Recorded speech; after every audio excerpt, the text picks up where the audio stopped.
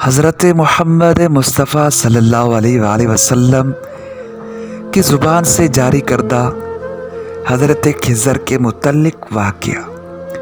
ایک دن حضرت خضر بنی اسرائیل کی بازار سے گزر رہے تھے۔ اچانک ایک فقیر ان کے پاس آیا اور کہا، اے خضر،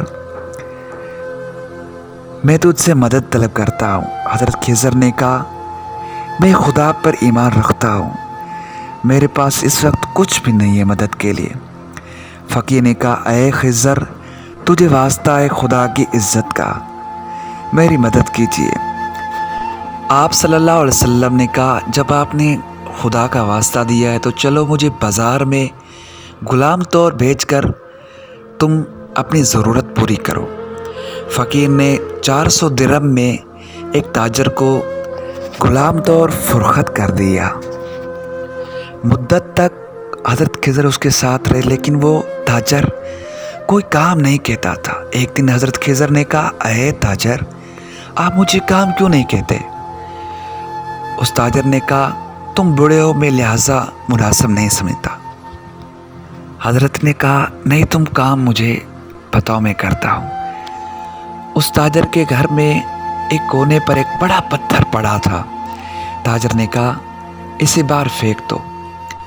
اس پتھر کو باہر پھینکنے کے لیے کم از کم 6 افراد کی ضرورت تھی، لیکن وہ پتھر حضرت خضر نے اکیلے ہی باہر پھینک دیا۔ اس نے کہا، واہ بھائی واہ، تم تو کمال کے نکلے۔ تاجر نے کہا، کچھ دن کے لیے میں سفر پر جا رہا ہوں، تم میرے اہل خانہ کے جانشین بنو اور میرے آنے تک کچھ اینٹیں جمع کر کے رکھنا۔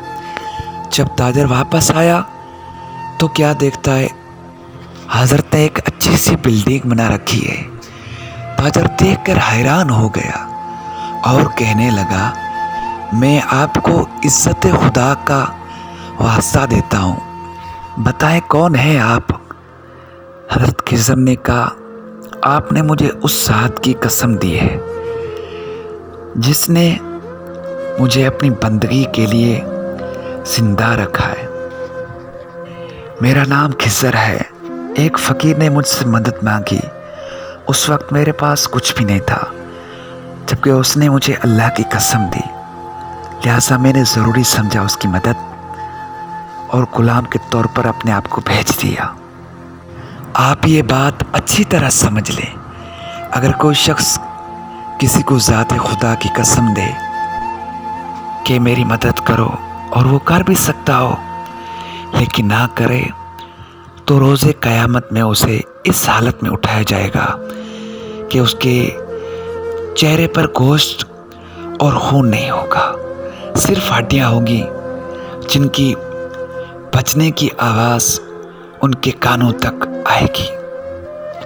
میرے پیارے بھائیوں، تو کوشش کیا کریں اس دنیا میں کسی کی مدد کر لیں تاکہ آپ کی آخرت سنور جائے۔